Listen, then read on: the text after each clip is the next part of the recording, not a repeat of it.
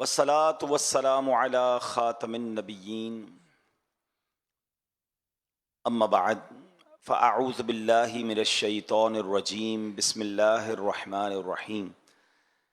پڑھیے الصلاة والسلام علیک یا رسول اللہ وعلی آلک واصحابک یا حبیب اللہ. الصلاة والسلام علیک یا نبی اللہ وعلی آلک واصحابک یا نور اللہ. الحمدللہ عز وجل آج دعوت اسلامی کے شعبہ پروفیشنل فورم کی طرف سے مختلف شعبہ زندگی سے تعلق رکھنے والے عاشقان رسول عالمی مدنی مرکز فیضان مدینہ میں موجود ہیں. رب کریم ہم سب کا جمع ہونا اپنی بارگاہ میں قبول فرمائے اور آج کے اس پروگرام آج کے اس اجتماع کی برکتیں ہم سب کو نصیب فرمائے. درود پاک پڑھنے کے بے شمار فضائل و برکات ہیں. کئی احادیث کئی واقعات ہمیں فضائل درود میں ملتے ہیں اور درود پاک کب کب کیسے کیسے کام آتا ہے. یقیناً جب جب پڑھتے ہیں تو ایمان تازہ ہو جاتا ہے. ایک بڑی پیاری حدیث جو میرے شیخ طریقت امیر اہل سنت نے ایک بڑی پیاری کتاب لکھی ہے، میں آپ کو ریفر بھی کروں گا کہ وہ بکلٹس ضرور حاصل کریں، اربعین عطار کے نام سے، جس میں آپ نے مختلف حدیثوں کو جمع کیا ہے. اربعین عطار کا والیوم نمبر 2 ہے، قسط نمبر 2 ہے اور اس کا پیج نمبر 16 اور حدیث پاک نمبر بھی 16 ہے. دا بیوٹیفل حدیث. میں اگر اس حدیث کو بیان کرنے سے پہلے اگر ایک کوسچن کر لوں کہ ہم میں سے کون کون چاہتا ہے کہ اللہ پاک میرے دل کو روشن فرما دے؟ یقیناً ہر کوئی چاہتا ہے. کون مسلمان ہوگا جو نہ چاہے کہ میرا دل نورانی ہو جائے، میرا دل روشن ہو جائے؟ But what is the way to make your heart enlighten? کیسے ہمارا دل روشن ہوگا، کیسے نورانی ہوگا؟ تو آئیے انہی سے پوچھ لیتے ہیں جن کا دل رب نے نورانی بنایا ہے، جن کا دل کیسا تھا، مبارک دل کہ جس کو ایک بار نہیں آپ کی حیات طیبہ میں 4 بار آپ کے دل مبارک میں نور کو داخل کیا گیا، سینے کو کھولا گیا. شق صدر جو ہے یہ نبی پاک کا معجزہ ہے. اور دل اقدس کیسا ہے کہ اعلیٰ حضرت لکھتے ہیں نا کہ تو جو چاہے تو ابھی میل میرے دل کے دھلیں، تو جو چاہے تو ابھی میل میرے دل کے دھلیں، کہ خدا دل نہیں کرتا کبھی میلا تیرا. وہ آقا فرما رہے ہیں، وہی فارمولہ دے رہے ہیں کہ دل روشن کیسے ہو سکتا ہے. ویری شارٹ اینڈ سویٹ حدیث پاک.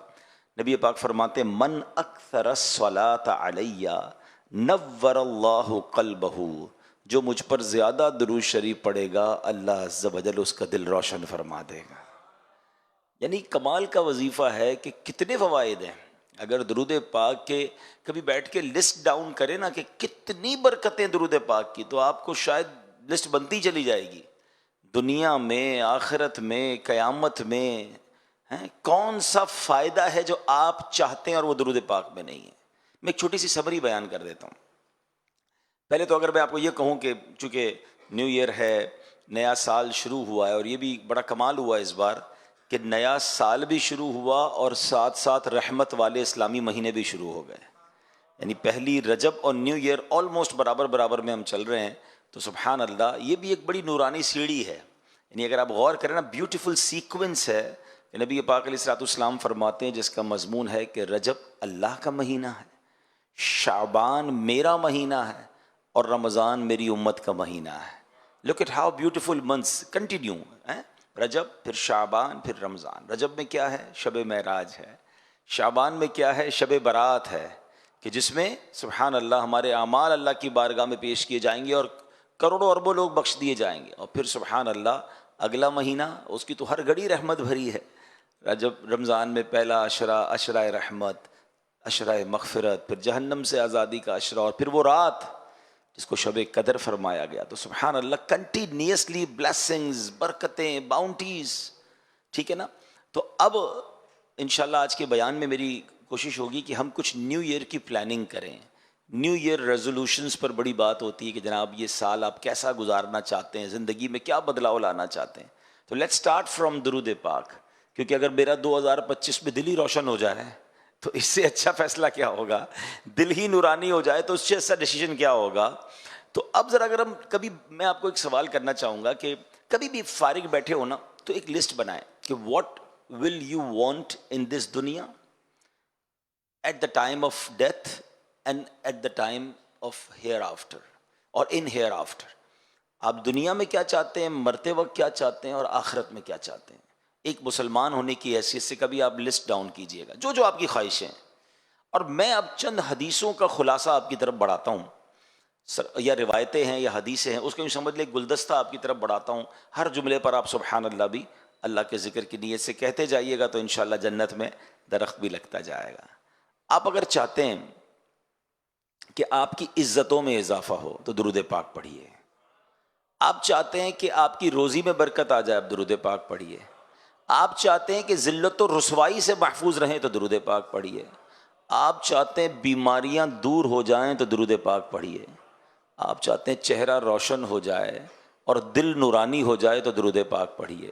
آپ چاہتے ہیں آپ کی زبان میں تاثیر آ جائے، آپ کی باتیں لوگوں کو سمجھ آنے لگ جائیں، آپ کی باتیں دل میں اترنے لگ جائیں، آپ درود پاک پڑھیے۔ آپ چاہتے ہیں کہ جناب قرضے سے، پریشانی سے، ٹینشن سے آپ دور رہیں، بلاؤں سے دور رہیں تو درود پاک پڑھیے۔ آپ چاہتے ہیں کہ مرتے وقت نبی پاک کا دیدار نصیب ہو جائے تو درود پاک پڑھیے۔ آپ چاہتے ہیں کہ ایسے قبر میں جاؤں جیسے نبی پاک اپنے ہاتھوں سے قبر میں اتار رہے ہیں تو درود پاک پڑھیے۔ آپ چاہتے ہیں قیامت تک میری قبر میں نور مصطفیٰ جگمگاتا رہے تو درود پاک پڑھیے۔ اچھا، آپ چاہتے ہیں کہ محشر کے دن نبی پاک کے پرچم تلے اٹھنا نصیب ہو تو درود پاک پڑھیے۔ حوض کوثر پر جاؤں تو میرے آقا مجھے پہچان لیں تو درود پاک پڑھیے۔ اور آپ چاہتے ہیں حساب کتاب آسانی سے ہو جائے تو درود پاک پڑھیے۔ آپ چاہتے ہیں جنت میں آقا اپنے ساتھ لے جائیں تو درود پاک پڑھیے۔ مدینے جانا چاہتے ہیں تو درود پاک پڑھیے، اور نبی پاک کی دید کرنا چاہتے ہیں تو درود پاک پڑھیے۔ اب مجھے سچ بتاؤ کچھ باقی رہ گیا ہے؟ اب اس لسٹ میں اور کچھ باقی ہے جو آپ کو چاہیے تھا اور نہیں میں نے بیان کیا۔ دنیا میں مرتے وقت اور آخرت میں اور کیا چاہیے کسی مسلمان کو؟ کہ روزی میں برکت رہے، قرضوں میں ڈوبا نہ رہوں، پریشانیوں سے بچتا رہوں، عزتوں میں اضافہ ہو، دل روشن ہو جائے، مرتے وقت آقا کا دیدار ہو جائے، آقا جنت میں ساتھ لے جائے، واٹ ایور آئی نیڈ۔ میں نے جتنی باتیں بیان کی ہیں اگر کچھ لوگوں کا مطالعہ ہوگا تو شاید انہیں ہر جملے پر کوئی روایت یاد آ رہی ہوگی، کہ ساری باتیں کم و بیش حدیثوں میں اور روایتوں میں صراحتاً موجود ہیں۔ مجھے بتاؤ نا، اتنا کچھ ہو درود پاک میں اور پھر بھی میں درود پاک نہ پڑھوں، پھر بھی جناب فضول باتیں تو جتنی کروانی کروا لیں، مگر میرے پورے ٹائم ٹیبل میں کوئی درود ٹائم نہ ہو۔ ایسا نہ کریں۔ Let's make a beautiful resolution, beautiful intention from today, کہ آج سے یہ نیت کر لو کہ انشاءاللہ اب روزانہ کثرت کے ساتھ درود پاک پڑھیں گے انشاءاللہ۔ یعنی زبان جو ہے نا، یقین کریں، میں آپ کو بلیو کریں کہ جس نے جن کی عادت ہے یا جن کی جو عادت کریں گے وہ خود دیکھیں گے، اگر زبان ذکر و درود سے ترک کر دی نا آپ نے، آپ کے بہت سارے پرابلمز، کلیمٹیز خود ہی خود حل ہونا شروع ہو جائیں گے، کیونکہ اللہ کا ذکر رحمتیں لاتا ہے، نبی پاک کا ذکر رحمتوں کی برسات کرتا ہے، تو رحمت برسے گی تو ٹینشن دوری ہوگی نا، ٹھیک ہے نا۔ اللہ کا ذکر نہیں کرتے کچھ لوگ، پورا پورا دن گزر جاتا ہے، حالانکہ کتنی the best easy good deed, easiest good deed جو ہے، آسان ترین نیکیوں میں سے یہ نیکی ہے کہ بندہ ذکر الہی کرتا رہے، درود پاک پڑھتا رہے۔ بیٹھے بیٹھے نیکیاں مل رہی نا، آپ جاب کرتے ہوں گے، آپ کاروبار کرتے ہوں گے، جاتے ہیں آفس پر، کام کرتے ہیں، ٹائم دیتے ہیں، تب جا کے کچھ ارننگ ہوتی ہے۔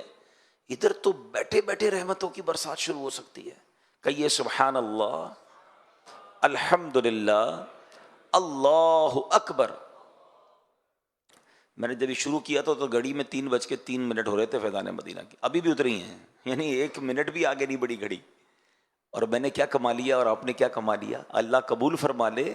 حدیث پاک کا مضمون ہے جو ایک بار سبحان اللہ کہے جنت میں درخت لگا دیا جاتا ہے، الحمدللہ پر جنت کا درخت ہے، اللہ اکبر پر جنت کا درخت ہے۔ اور آپ کو پتہ ہے تمام اذکار میں، تمام ذکر میں سب سے بڑا ذکر، افضل ذکر کون سا؟ افضل الذکر لا الہ الا اللہ، حدیث پاک ہے۔ اچھا، ہم سارے ہی مسلمان چاہتے ہیں، میں کئی بار اپنے بیان میں اس جملے کو ایڈ کرتا ہوں، اور اسی نیت سے کرتا ہوں کہ نہ جانے کسی ایک کی بھی عادت پڑ گئی تو چلے مجھے بھی ثواب مل جائے گا. اگر میں آج یہ سوال کروں آپ سب سے، کون کون چاہتا ہے مرتے وقت کلمہ نصیب ہو؟ سب نے ہاتھ اٹھا لیا. اور کیوں نہ چاہے گا، مسلمان کی تو تمنا یہی ہے اللہ مرتے وقت کلمہ نصیب کرنا. کیوں؟ کیونکہ حدیث پاک میں بھی یہ مضمون ملتا ہے نا کہ جس کا آخری کلام لا الہ الا اللہ ہوگا دخل الجنہ، وہ جنت میں داخل ہو جائے گا. ٹھیک ہے نا؟ لیکن ایک سوال ہے کہ مرتے وقت تو سارے چاہتے ہیں کلمہ پڑھنا. آج پورے دن میں کتنی بار کلمہ پڑھا ہے؟ پچھلے پورے ہفتے میں کتنی بار ہم نے کلمہ پڑھا ہے؟ یعنی جیتے جی کلمہ پڑھنے کے لیے تیار نہیں ہے، مرتے وقت سارے کلمہ چاہ رہے ہیں. بھائی روز پڑھے نا، کوئی ایک تسبیح تو کلمے کی روز پڑھیں، افضل الذکر ہے. اور لا الہ الا اللہ کہنے پر بھی جنت میں درخت لگا دیا جاتا ہے. اور یاد رکھیے جب بھی آپ برڈن میں ہوتے ہیں نا، زبان سے جملے ادا کرنا مشکل ہو جاتے ہیں. کبھی آپ کے سر میں درد ہو، بخار ہو، آپ کو بات کرنے کا جی نہیں چاہتا، کوئی آ کر بات کرے آپ کہتے ہیں آج تھوڑا سا طبیعت ٹھیک نہیں، آج موڈ نہیں ہے بات کرنے. ایسا ہی نا، you don't want to speak whenever you feel tired اور whenever you feel sick. جب بھی بیمار ہوں گے، تکلیف میں ہوں گے، برڈن ہوگا، بات کرنا نہیں چاہیں گے. آپ کو پتہ ہے سکرات کا وقت تو سب سے زیادہ تکلیف کا وقت ہوگا. علماء کہتے ہیں اس دن زبان بھاری ہو جائے گی. اپنی زبان کو کلمے کا عادی بناؤ تاکہ سکرات کے وقت بھی کلمہ نکل جائے، زبان سے ادا ہو جائے. تو let's make a beautiful intention. آج نیت کر لیں. پہلی نیت انشاءاللہ بیان چلے گا اسی طرح کہ ہم انشاءاللہ کچھ نیتیں اور کچھ پلانز کریں گے. اپنے فیوچر پلاننگ پر بات آج کر لیتے ہیں نا کہ اس سے اچھا کون سا ٹائم ہوگا. ہم شکریہ ادا کرتے ہیں دعوت اسلامی کی مجلس کا کہ سال کے شروع میں اور رجب کے شروع میں دونوں کمال کے مہینوں میں ہمیں بلا لیا گیا ہے اور ہم اپنی زندگی کے بارے میں کچھ اہم ڈیسیشنز، کچھ اہم پلان کر لیتے ہیں. تو فرسٹ انٹینشن از کہ انشاءاللہ اب روزانہ اللہ اور اس کے رسول کا ذکر کروں گا انشاءاللہ. اور اس کے لیے وقت نکالیں. صرف نیت سے کام نہیں ہوگا. You have to make your schedule. اب آپ کہیں حضرت بزی لائف ہے، الگ سے ٹائم کہاں سے نکالیں؟ آپ اپنے ٹائم کے اندر ہی ٹائم نکال سکتے ہیں. بہت سارے ایسے ٹائم ہوتے ہیں جو فارغ ہوتے ہیں. آپ ڈرائیو کرتے وقت فارغ ہوتے ہوں گے، آپ ٹریول کرتے وقت آپ کی ظاہر ہے اس وقت کوئی ایکٹیویٹی تو نہیں ہے نا، اس وقت ذکر کر لیں. آپ پلان کر لیں کہ جب بھی ٹریول کروں گا میری زبان درود پاک پڑے گی، ذکر اللہ کرے. تسبیح جیب میں رکھنا شروع کر دیں، گاڑی میں رکھنا شروع کر دیں. جب بھی واک کریں تو واکنگ ٹائم کو ذکر درود ٹائم بنا دیں. مزے کو مزہ آ جائے گا. آپ حیران ہو جائیں گے اتنے سارے ذکر اور اتنے سارے درود پڑھ لیں گے آپ. بس بات یہ کہ ذہن بننے کی دیر ہے کہ یار میں یہ چنک آف ٹائمز جو ہیں اس کو یوز کروں. اب آتے ہیں جو رجب کا مہینہ ہے، اس مہینے کی کیا کمال کی بات ہے. جیسے میں نے کہا تینوں کمال کے مہینے ہیں. اللہ کا مہینہ ہے اور رجب کے بارے میں یہ جو سیکوینس ہے اس کے بارے میں علامہ صفوری رحمۃ اللہ تعالی علیہ بڑی پیاری بات فرماتے ہیں. گویا یہ بھی ایک پلاننگ دے رہے ہیں. کیا فرماتے ہیں؟ رجب بیج بونے کا مہینہ ہے، شعبان ان بیجوں پر پانی ڈالنے کا مہینہ ہے، اور رمضان فصل کاٹنے کا مہینہ ہے. ہارویسٹنگ اسی طرح ہوتی ہے نا کہ پہلے سیڈنگ ہوتی ہے، پھر واٹرنگ ہوتی ہے، اور پھر کٹنگ، پھر لوگ اپنی فصل اٹھاتے ہیں. تو کیوں بیوٹیفل سیکوینس بیان کر دی، پھر اس کو انٹرپریٹ بھی کیا، اس کی وضاحت بھی کی. فرماتے ہیں جو کوئی شخص رجب میں عبادت کا بیج نہیں بوتا، شعبان میں ان بیجوں پر اپنے آنسوؤں سے پانی نہیں ڈالتا، آبیاری نہیں کرتا، وہ رمضان میں رحمت کی فصل کیسے کاٹائے گا؟ If you want to cut, اگر آپ چاہتے ہیں کہ رمضان میں مجھے رحمت کی فصل ملے تو بیج ڈالنا ہے نا. ابھی عبادت کا بیج ڈالیں، رجب کے روزے رکھیں. جنت کی ایک نہر ہے جس کا نام ہی رجب ہے، اور اس نہر سے ملے پانی ہی وہی پیئیں گے، پلایا ہی انہیں جائے گا دودھ سے زیادہ سفید، شہد سے زیادہ میٹھا پانی جو رجب کا روزہ رکھنے والا ہوگا. رجب کا ایک روزہ رکھ کے اس کو اس میں سے پانی پلایا جائے گا. تو آج کل یقین کریں بڑے سافٹ ڈیز ہیں، بڑی آسانی سے روزہ ہو جاتا ہے، 6 بجے کے قریب افطار ہو جاتا ہے. تو اگر تھوڑا سا پلان کر لیں اپنے شیڈیول کو، پورا ہفتہ نہیں تو کم از کم ہفتے میں 1-2 دن ویکینڈز پر روزے رکھنا شروع کر دیں، تو یہ ایک وہ نیکی ہے جو ایکسٹرا آپ کے نامہ اعمال میں بہت زبردست اضافہ ہو جائے گا. اور اس کے فضائل سبحان اللہ، نفلی روزوں کے جو فضائل ہیں، پھر فرض روزوں کی عادت آسان ہو جائے گی. آپ دیکھیں رمضان میں ان لوگوں کو کوئی ڈیفیکلٹی نہیں ہوتی روزہ رکھنے میں جو پورا سال نفلی روزے رکھتے رہتے، تھوڑے تھوڑے رکھتے رہتے ہیں نا، ان کے لیے نارمل ہو جاتا ہے. اور کچھ لوگوں کے لیے رمضان بڑا ڈیفیکلٹ ہو جاتا ہے کیونکہ وہ روزے ہی نہیں رکھتے پورا سال. تو اب ان کے لیے اچانک سے سب چیزیں چھوڑنا ڈیفیکلٹ ہو جاتا ہے. تو فار دا پریپریشن آف رمضان اچھی نیتوں کے ساتھ ہمیں رجب شعبان میں روزے بھی رکھنے چاہیے. ایک اور بڑا کمال کا ہمیں یوں سمجھے کہ ایک دن آنے والا ہے اور اس میں آلموسٹ 40 ڈیز رہ گئے ہیں، اور وہ دن ہے، وہ رات ہے شب برات. That will be the night of accountability. یہ وہ رات ہے جب میرے اور آپ کے نامہ اعمال اللہ کی بارگاہ میں پیش کیے جانے ہیں. آپ کاروبار کرتے ہوں گے, جاب کرتے ہوں گے, آپ کو کہیں نہ کہیں سالانہ کوئی رپورٹ پیش کرنی پڑتی ہے, آڈٹ بھی ہوتا ہے. کتنی فکر ہوتی ہے کہ رپورٹ صحیح بن جائے. جو اکاؤنٹس میں کام کرتے ہوں انہیں پتہ ہے کہ ٹیکس رپورٹ کے لیے بڑی پریپریشن کرنی پڑتی ہے کہ ٹیکس کے ریٹرن سے پہلے ساری رپورٹ ٹھیک ہو, ورنہ کہیں ریٹرن میں پرابلم نہ ہو جائے. اسٹاک رپورٹس لوگ بنا رہے ہوتے ہیں کہ جناب اسٹاک آڈٹ ہوگا تو کہیں اسٹاک میں کمی ہوئی تو باس کو جواب دینا مشکل ہو جائے گا. ہر زندگی کے ہر شعبے میں کہیں نہ کہیں کوئی رپورٹنگ ہو رہی ہوتی ہے. مگر یہ رپورٹ کہاں جائے گی؟ یہ رپورٹ اللہ کی بارگاہ میں جائے گی. شب برات کو میرے آپ کے نامہ اعمال اللہ کی بارگاہ میں پیش کیے جائیں گے. تو اس کی کوئی پریپریشن, اس کی کوئی تیاری ہے. تو اب ہم نے کرنا یہ ہے کہ یہ جو 40 days رہ گئے نا, یہ ہمارے بک آف ڈیڈ کے لاسٹ پیجز ہیں. یاد رکھیے گا, یہ پورے سال کی جو رپورٹ ہوتی ہے نا, نامہ اعمال لکھا جاتا ہے, تو یہ 40 days کے لاسٹ پیجز ہیں. کوشش کریں کہ ان لاسٹ پیجز میں گناہ نہ ہوں, نیکیاں زیادہ ہوں, تاکہ یہ لاسٹ پیجز بڑے اچھے ہو جائیں اللہ کی بارگاہ میں پیش ہونے کے لیے. پھر جیسے 15 شعبان کے بعد کے دن ہے وہ فرسٹ پیجز ہوں گے نیکسٹ ایئر کی بک آف ڈیڈ کے, اس کو اچھا کر لیں تو اللہ کی رحمت سے شروع اور آخر کے پیجز اچھے ہو جائیں گے. نامہ اعمال میں نیکیاں زیادہ ہوں گی تو اللہ بیچ کے گناہ بھی اپنی رحمت سے معاف فرما دے گا. تو یہ بھی ہمیں پریپریشن کرنی ہے. آئیے میں آپ کو ایک بڑا کمال کا ایمان افروز واقعہ سناتا ہوں, اور یقین کریں یہ ہسٹوریکل واقعہ ہے, مگر اس میں آپ کو اسلام کی وسعت, نبی پاک علیہ الصلوۃ والسلام کا بڑا دل, اور پھر سبحان اللہ میرے رب کی رحمت کیسی ہے, یہ سب باتیں آپ کو اس واقعے سے سیکھنے کو ملیں گی. پہلے تو یہ آپ کو یاد ہونا چاہیے کہ سرکار دو عالم صلی اللہ تعالی علیہ وسلم کے ایک بڑے ہی پیارے چہیتے صحابی اور چچا, وہ کون ہیں؟ حضرت حمزہ رضی اللہ تعالیٰ, امیر طیبہ, ٹھیک ہے نا, جو گئے مدینہ شریف تو سید الشہداء رضی اللہ تعالیٰ عنہ کی مزار پر حاضری دی ہوگی جبل احد پر. تو سید الشہداء سیدنا حمزہ رضی اللہ تعالیٰ عنہ کو جس نے شہید کیا, ٹھیک ہے, اس کا نام تھا وحشی. وہ ایک حبشی غلام تھے, اور ان کو آرڈر دیا تھا ایک خاتون نے کہ آپ نے جا کر حضرت حمزہ کو ٹارگٹ کر کے آپ نے شہید کرنا. ان کو اس خاتون کو بدلہ لینا تھا بدر کا. بدر کے مارکے میں حضرت حمزہ کے ہاتھوں بہت سارے غیر مسلم شہید ہلاک ہوئے تھے, تو اب اس کا ریونج تھا. لیکن اس ریونج میں ایک اور کام ہوا کہ حضرت حمزہ کو شہید کرنے کے بعد معاذ اللہ آپ کے جسم کو کاٹا گیا اور آپ کے جگر کو بھی چبایا گیا. اور یہ نبی پاک علیہ الصلوۃ والسلام کے لیے بہت تکلیف دہ تھا. ایک تو پیارے آقا بہت کلوز تھے حضرت حمزہ رضی اللہ تعالیٰ سے, اور پھر جب یہ معاملہ ہوا تو آپ بڑی غمگین ہو گئے, بہت آنسو نبی پاک کی آنکھوں سے بہے, اور نبی پاک بہت یاد فرماتے. اتنا پیار تھا کہ پیارے آقا علیہ الصلوۃ والسلام کونین کے والی ہوتے ہوئے کم و بیش ہر ہفتے حضرت حمزہ رضی اللہ تعالیٰ اور شہداء احد کی مزار پر کرم فرمانے کے لیے تشریف لاتے تھے. ابھی آپ غور کریں کہ نبی پاک کسی کی قبر پر چلے جائیں تو پھر اس کی رحمتوں کا عالم کیا ہوگا, تو اس پر رحمتوں کی برسات کا عالم کیا ہوگا. تو اتنا کلوز ریلیشن, لیکن وسعت قلبی, معافی اور درگزر اور اسلام سے محبت دیکھیں. اچھا یاد رہے کہ اس خاتون نے بھی, حضرت ہندہ نے بھی اور وحشی نے بھی پھر اسلام قبول کر لیا. اب یہ دونوں صحابی ہیں, تو اب ہم ان کے بارے میں کوئی مائنس بات نہیں کریں گے. جب اللہ رسول نے معاف کر دیا تو ہم کون ہوتے بات کرنے والے. مگر میں بتانے کے لیے کہہ رہا ہوں کہ کتنا بڑا معاملہ تھا یہ. لیکن ہوا کیا کہ نبی پاک علیہ الصلوۃ والسلام نے اپنا ایک قاصد بھیجا, اپنا ایک نمائندہ بھیجا. کس کے پاس؟ حضرت وحشی کے پاس, جو اس وقت ایمان نہیں لائے تھے, کہ وحشی کو جا کر اسلام کی دعوت دو.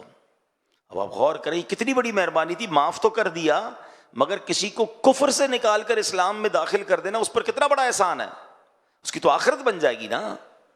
تو جب نبی پاک علیہ الصلوۃ والسلام کے جو نمائندہ تھے وہ وحشی کے پاس پہنچے اور ان کو اسلام کی دعوت دی, تو انہوں نے بڑا کمال کا ذکر کر دیا. وہ کہتے ہیں کہ تمہارے نبی علیہ الصلوۃ والسلام سے جا کر کہو کہ اے محمد صلی اللہ علیہ وسلم, آپ مجھے اسلام کی دعوت کیسے دے رہے ہیں؟ کیونکہ آپ تو فرماتے ہیں جس نے کسی جان کو قتل کیا یا اللہ کا شریک ٹھہرایا یا بدکاری کی, قیامت کے دن اس کا عذاب دگنا کر دیا جائے گا اور وہ ہمیشہ اس میں رہے گا.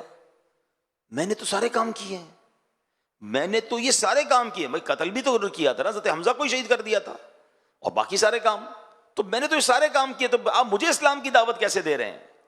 میرے لیے کوئی رخصت ہے؟ میں اسلام قبول بھی کر لوں اور بخشا بھی نہ جاؤں تو پھر کیا فائدہ اسلام قبول کرنے کا؟ آپ سوچیں نیگوشیشن ہو رہی ہے، حالانکہ یہ وہ شخصیت ہے جنہوں نے نبی پاک کے چچا کو شہید کیا ہے۔ قاصد آئے کہتے ہیں وحشی تو یہ کہہ رہے ہیں یا رسول اللہ کہ میں نے تو یہ سارے غلط کام کیے ہیں، تو میرے لیے کوئی رخصت ہے کہ نہیں ہے؟ اللہ اکبر۔ تو اب کیا ہوا؟ سبحان اللہ، اب اللہ کریم کی بارگاہ سے ایک آیت نازل ہوتی ہے، قرآن میں یہ آیت نازل ہوتی ہے، الا من تاب وآمن وعمل عملا صالحا، ترجمہ کنز ایمان، مگر جو توبہ کرے اور ایمان لائے اور اچھا کام کرے، یعنی توبہ کر لے، ایمان لے آئے اور اچھے کام کرے، اب اس کے لیے گنجائش بن جائے گی، اس کی مغفرت ہو جائے گی۔ یہ قاصد گیا واپس اگین میسنجر وحشی کے پاس کہ تمہارے لیے آیت آ گئی ہے اور دیکھو یہ ریلیف ملا ہے۔ تو وحشی کہتے ہیں ہو سکتا ہے میں ان چیزوں پہ عمل نہ کر سکوں، میں نیک عمل نہ کر سکوں، میں پراپر توبہ نہ کر سکوں، ایمان تو لے آؤں گا، تو اس میں گارنٹی تو نہیں ہے، کوئی اور رخصت ہے؟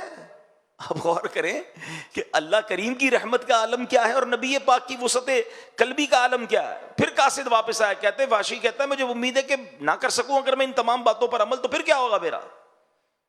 ایک اور قرآن کی آیت نازل ہوئی، ہائے ہائے، اللہ کی رحمت تو دیکھیں، قرآن میں رب ارشاد فرماتا ہے ان اللہ لا یغفر ان یشرک بہ ویغفر ما دون ذلک لمن یشاء۔ اب کیا اس آیت میں حکم ہوتا ہے؟ اللہ فرماتا ہے بے شک اللہ اسے نہیں بخشتا کہ اس کے ساتھ کفر کیا جائے، اور کفر سے نیچے جو کچھ ہے جسے چاہے معاف فرما دیتا ہے۔ یعنی کفر کے بعد تو آلموسٹ سب معاف ہو گیا نا۔ وہ واپس گئے وحشی کے پاس، مبارک ہو دوسری آیت آ گئی ہے، اب تمہارے لیے اور ریلیف آ گیا ہے۔ وحشی کہتا ہے اس پہ بھی اللہ نے یہ فرمایا نا اللہ جسے چاہے معاف کرے، ہو سکتا ہے مجھے معاف نہ کرے۔ لک ایٹ دا وے، اس میں تو اللہ نے یہ فرمایا نا اللہ جسے چاہے معاف کر دے، تم نہ مجھے معاف نہ کیا تو مجھے تو گارنٹی چاہیے، کوئی رخصت ہے میرے لیے؟ اللہ اکبر۔ پھر قاصد آتا ہے، کہتا حضور وحشی تو یہ کہہ رہے ہیں۔ اللہ اکبر۔ اب قرآن کی ایک اور آیت نازل ہوتی ہے، اب ذرا یہ آیت سنیے گا، میرے رب کی مہربانی دیکھیں۔ اللہ فرماتا ہے کل یا عبادی الذین اسرفوا علی انفسہم لا تقنطوا من رحمت اللہ ان اللہ یغفر الذنوب جمیعا انہ هو الغفور الرحیم۔ اللہ فرماتا ہے تم فرماؤ اے میرے وہ بندوں جنہوں نے اپنی جانوں پر زیادتی کی، اللہ کی رحمت سے نا امید نہ ہو، بے شک اللہ سب گناہ بخش دیتا ہے، بے شک وہی بخشنے والا مہربان ہے۔ خود اعلان ہو گیا کہ رحمت سے مایوس نہیں ہونا ہے، اللہ سب بخش دیتا ہے۔ اب وحشی کے پاس پھر قاصد گئے، third time. Look at the way of نیکی کی دعوت، دعوت آف اسلام، کہ کسی طرح بندہ مسلمان ہو جائے۔ اب وحشی کہتے ہیں ہاں اس میں گارنٹی ہے، یہ جو آیت ہے اس میں گارنٹی۔ وہ مسلمان ہو گئے، جب وہ مسلمان ہوئے ان کے ساتھ کچھ ساتھی تھے وہ بھی مسلمان ہو گئے۔ اب صحابہ کرام علیہم رضوان نے بڑا پیارا نبی پاک سے سوال کیا، حضور یہ جو آفر، یہ جو رخصت، یہ جو ریلیف قرآن پاک میں آیا ہے صرف وحشی کے لیے یا ہمارے لیے بھی ہے؟ نبی پاک فرماتے ہیں یہ تمام مسلمانوں کے لیے ہے۔ ہائے ہائے، ساڈا بھی کم ہو گیا نا۔ اب ذرا غور کیجئے کہ یہ آیت کریمہ کتنی کمال کی، اور اس پورے واقعے میں کتنے لیسن ہیں۔ میں کہوں ہم میں سے کوئی ایسا نہیں ہے جس کو کسی نے ایسی تکلیف دی ہو، پاسبل ہی نہیں ہے نا کہ ایسے کیسے تکلیف کو دے جو حضرت وحشی کی طرف سے نبی پاک کو پہنچی تھی۔ مگر دل اقدس دیکھیں، معافی دیکھیں، درگزر دیکھیں کہ نہ صرف معاف کر دیا بلکہ اسلام قبول کرنے کے لیے قاصد بھیجا، اور وہ ریکوائرمنٹ کرتے رہے، وہ آرگیومنٹ کرتے رہے، نیگوشیشن کرتے رہے، اور پیارے آقا ان کے لیے ریلیف کوئی نہ کوئی صورت بن جائے۔ کیا ہم ایسا کبھی سوچ سکتے ہیں؟ ہم کیا کسی تکلیف دینے والے کو معاف کرتے ہیں؟ کیا ہم درگزر کرتے ہیں؟ غور کیجئے، ہمارے بہت سارے پرابلمز کی ایک بڑی وجہ یہ ہے کہ ہم ریونج لینے کا سوچتے ہیں۔ ہم بعض اوقات انتقام کی آگ میں جلتے ہیں، اور یہ ہمیں انتقام کی آگ جو ہوتی ہے نا لگی ہوئی کہاں ہوتی ہے؟ ادھر۔ انتقام تو پتہ نہیں کب لیں گے لیکن یہ روز جلاتی ہے، نہ سونے دیتی ہے، نہ جاگنے دیتی ہے، نہ جناب سکون دیتی ہے، خود ہی آگ لگا لی اپنے دل میں۔ اگر اس آگ کو بجھا دوں تو کتنا ریلیف ہو جائے گا، کتنا سکون ہو جائے گا، ٹینشن ہی نہیں رہی نا، مجھے بدلے ہی کسی سے نہیں لینا ہے، مجھے میرے دل میں کسی کے لیے نیگیٹو ہے ہی نہیں۔ اور آپ بلیو کریں، ہمیں ملتے ہیں کبھی کبھی کچھ لوگ کہتے ہیں یار نیند نہیں آتی، سکون نہیں ہے، میں نیند کی گولیاں کھا کے سوتا ہوں، یا رات کو سوتا ہوں تو دماغ چلتا رہتا ہے، سوچتا رہتا ہے۔ آپ یقین کریں، آپ غور کریں، 2-3 پرابلمز ہو سکتی ہیں آپ کو. یا تو آپ کے دل میں حسد ہو گیا ہے کسی سے، کیونکہ حسد والا خود ہی چلتا ہے. حسد چیز ہی ایسی ہے کہ مجھے جس سے حسد ہو گیا، جب اس کو ترقی ملے گی مجھے تکلیف ہوگی، اس کو عزت ملے گی مجھے تکلیف ہوگی، وہ مشہور ہو جائے گا مجھے تکلیف ہوگی، پیسے والا ہو جائے گا مجھے تکلیف ہوگی، وہ مزے کر رہا ہے اور میں رو رہا ہوں مجھے تکلیف ہو رہی. کمال کی بیماری ہے کہ جس سے حسد ہے وہ انجوائے کر رہا ہے، اور وہ جتنا انجوائے کر رہا ہے اتنا مجھے تکلیف ہو رہی ہے. تو مجھے کیوں پالنی ہے ایسی بیماری بھائی؟ ٹھیک ہے نا، جو مجھے ہی تکلیف دے رہی ہے. اس کو کہتے ہی جیلسی ہے، جلن ہی ہے اس میں. اچھا افسوس کی بات ہے دنیا میں بھی جلتا ہے، آخرت میں بھی جلے گا. اتنی خطرناک بیماری. حدیث پاک میں آتا ہے حسد نیکیوں کو ایسے کھا جاتا ہے جیسے آگ لکڑی کو کھا جاتی ہے. اب سردیوں میں لوگ آگ لکڑی جلاتے ہیں، کیا ہوتا ہے تھوڑی دیر بعد لکڑی فنش، ختم، راکھ. ایسی نیکیاں ختم. اتنی مشکل سے نیکی کروں، نماز پڑھوں، سردی میں وضو کر کے نماز پڑھوں، یا روزے رکھوں، یا تلاوت کروں، یا صدقہ خیرات دوں، اور حسد کر کے سب جلا دوں، تو مجھ سے بڑا بے وقوف کون ہوا بھائی؟ تو آلویز ٹرائی ٹو انڈرسٹینڈ کہ جس کو سکون سے نیند نہیں آتی نا، یا تو وہ بدگمان ہے کسی کے بارے میں، نیگیٹو سوچتا ہے، یا اس نے حسد پال لیا ہے، یا ریونج ہے اس کے دل میں، بدلے کی آگ میں جل رہا ہے، اس کو نہیں آئے گی نیند. آپ دل سے سب نکال دو، کلین کر دو، یقین کرو ایسی نیند آئے گی کہ مزے کو مزہ آ جائے گا. جب مجھے کسی سے ٹینشن ہی نہیں ہے. مسلمان کی خوشیوں میں خوش ہونا شروع کر دیں. حسد کا اپوزٹ پتہ ہے کیا ہے؟ کہ آپ کو پتہ چلے نا یار کسی کو ترقی ملی، آپ انجوائے کریں، یا اللہ ماشاء اللہ سبحان اللہ، اللہ اس کو اور دے، اللہ اس کو اور نواز، مجھے بھی دے دے. دیکھیں یہ دعا کرنے میں کوئی حرج نہیں ہے کہ اللہ تو نے اس کو دیا مجھے بھی دے دے، یہ تو میرے رب کے خزانے بھرے ہوئے ہیں نا، وہ اس کو دے سکتا ہے آپ کو بھی دے سکتا ہے. لیکن یہ جو تمنا ہوتی ہے نا کہ اس کا چھین کے مجھے مل جائے، یا مجھے نہ ملے مگر یہ برباد ہو جائے، یہ حسد ہے، حرام، جہنم میں لے جانے والا کام.